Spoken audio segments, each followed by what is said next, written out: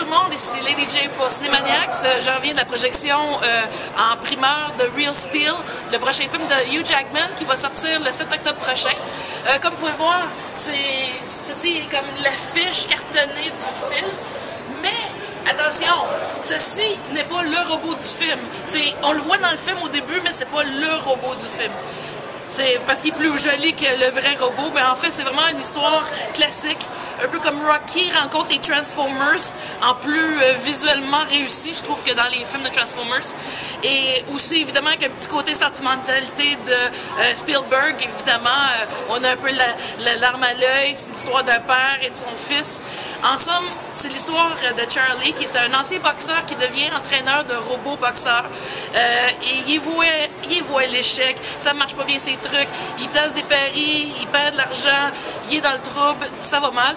Mais arrive comme un cheveu à la soupe son fils, Max, âgé de 11 ans, nouvellement orphelin, et dont lui, Charlie veut rien savoir, mais il se retrouve avec lui pendant un été.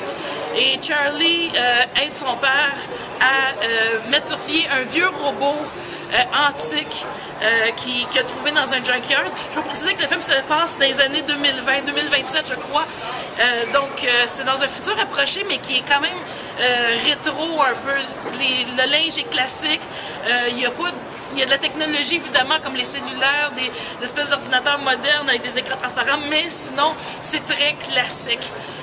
Mais en même temps, c'est bizarre parce que la musique hip-hop à l'os du Eminem, entre autres, qui fait comme, je sais pas, ça fait comme bizarre un peu, mais sinon, le film est meilleur que ce à quoi je croyais.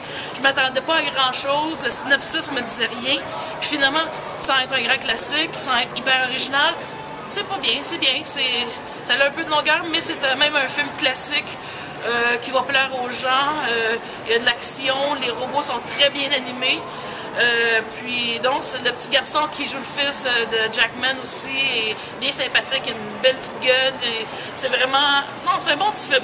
Donc pour un divertissement quand vous avez rien à faire, je recommande le film, surtout si vous aimez les films de boxe, les films de Transformers, puis que ça vous dérange pas d'avoir un peu de sentimentalité qui est quand même, c'est un peu à la Spielberg, qui est d'ailleurs le producteur exécutif. Donc, c'était Lady J pour Cinémaniacs au cinéma Scotia de Montréal.